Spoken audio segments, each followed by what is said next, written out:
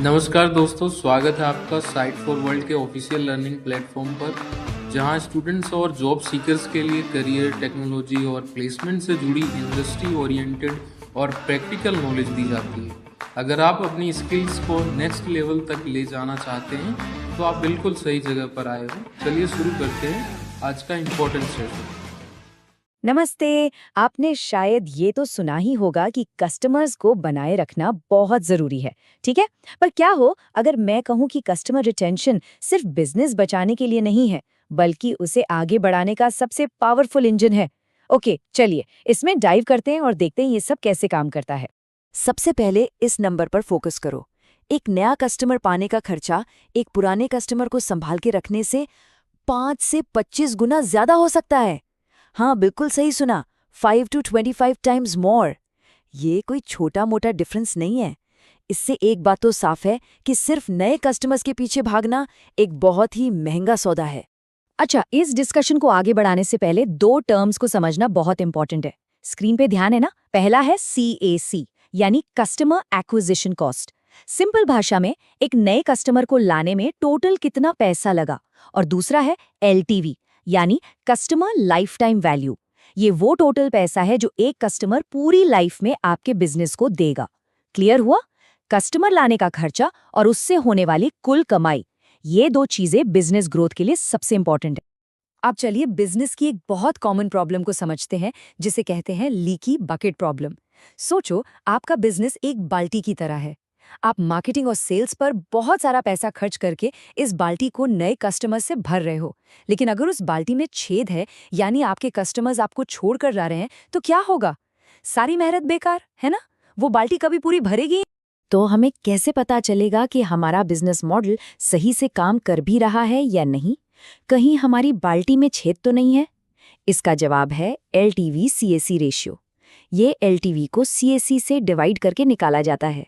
आप इसे एक तरह से बिजनेस का हेल्थ स्कोर मान सकते हो।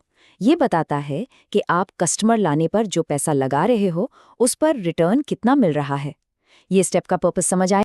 तो क्रूशियल सवाल ये है कि एक अच्छा रेशियो क्या होता है।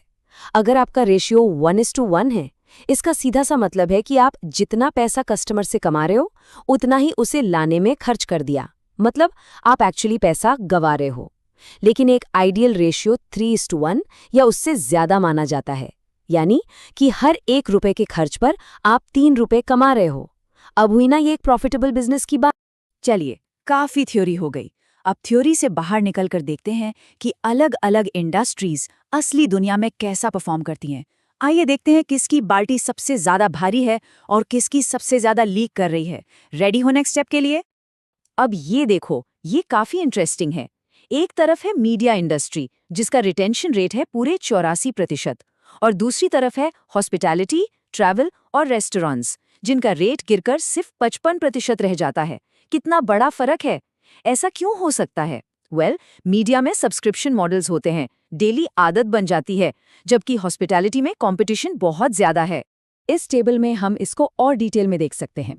आप देख रहे हो, मीडिया और प्रोफेशनल सर्विसेज 84% के साथ बिल्कुल टॉप पर हैं। ऑटोमोटिव भी 83% पर है। लेकिन जैसे ही हम नीचे आते हैं, रिटेल 63% पर और हॉस्पिटैलिटी 55% पर आ जाता है। जरा देखो कि आपकी इंडस्ट्री इस लिस्ट में कहाँ स्टैंड करती है। और रिटेंशन का सीधा असर आपके रेवेन्यू पर पड़ता है। ये कोड इस बात को बिल्कुल साफ साफ बताता है, जिन कस्टमर्स का एक्सपीरियंस अच्छा होता है, वो 140% ज्यादा खर्च करते हैं उनके कंपैरिजन में जिनका एक्सपीरियंस खराब था। इसका मतलब साफ है, कस्टमर एक्सपीरियंस ही सब कुछ है। अब तक हमने देखा कि क्या हो रहा है। अब चलिए उस सवाल पर आते हैं जो सबसे इम्पॉर्टेंट है। आखिर कस्टमर्स जाते क्यों हैं? और क्या हम इसको पहले से ही प्रिडिक्ट कर सकते हैं? चलो पता लगाते हैं। तो सवाल यही है, हम कैसे पहले से जान सकते हैं कि कौन सा कस्टमर जाने वाला है और उसके जाने का असली रीजन क्या है? सिर्फ पास डेटा देखना काफी नहीं है, हमें आगे देखने की जरूरत है।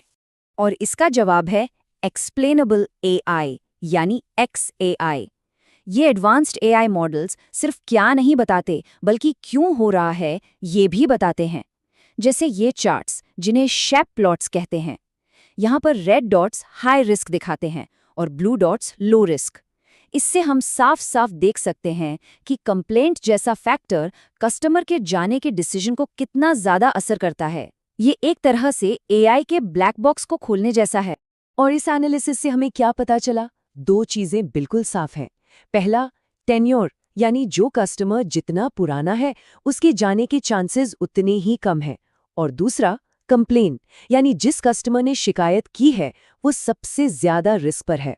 अगर इंटरव्यू में पूछा गया तो बता पाओगे ना? ये दो सबसे बड़े ड्राइवर्स हैं जिन पर बिजनेसेस को फोकस करना चाहिए। अब इस सर्वाइवल कर्व को ध्यान से देखो। वाई एक्सिस पर कस्टमर रिटेंशन है और एक्स एक्सिस पर टाइम। आप देख सकते हो कि कर्व शुरू के कुछ महीनों में कितनी तेजी से नीचे गिरता है और फिर थोड़ा स्टेबल हो जाता है। इसका मतलब क्या हुआ? मतलब ये है कि कस्टमर को शुरू में ही रोकना सबसे जरूरी है।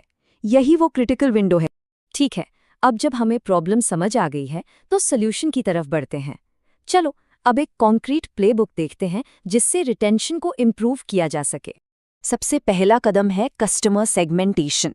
आरएफएम एनालिसिस यानी रीसेंसी, फ्रीक्वेंसी और मॉनेटरी वैल्यू का यूज करके हम कस्टमर्स को उनके बिहेवियर के हिसाब से अलग अलग ग्रुप्स में बांट सकते हैं, जैसे बेस्ट कस्टमर्स, लॉयल कस्टमर्स और यहाँ तक कि लॉस्ट कस्टमर्स।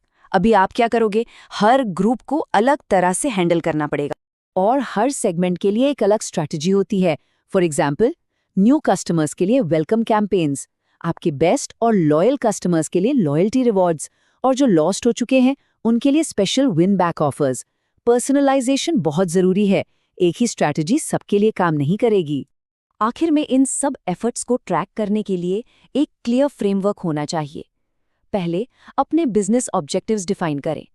दूसरा, उन्हें ट्रैक करने के लिए स्मार्ट मैट्रिक्स चुनें। तीसरा, हर मैट्रिक के लिए ओनरशिप असाइन करें। और चौथा, लगातार मॉनिटर करें, एनालाइज करें और ज़रूरत पड़ने पर अपनी स्ट्रैटेजी को बदलते रहें। इसको नोट किया? सिर्फ देखने से नहीं हो। तो इस पूरी चर्चा को समेटते हुए एक आखिरी सवाल आपके लिए। जैसे जैसे एआई हमारी ज़रूरतों को हमसे भी बेहतर तरीके से प्रिडिक्ट करने लगेगा, क्या ब्रांड लॉयल्टी बेकार हो जाएगी या फिर ऐसी दुनिया में एक विश्वास का रिश्ता पहले से भी ज़्यादा कीमती हो जाएगा? इस पर सोचना जरूर। हमारे चैनल को सब्सक्राइब कीजिए और वीडियो को अपने दोस्तों के साथ शेयर जरूर कीजिए। कमेंट सेक्शन में अपना डाउट या नेक्स्ट टॉपिक लिखना मत भूलिएगा।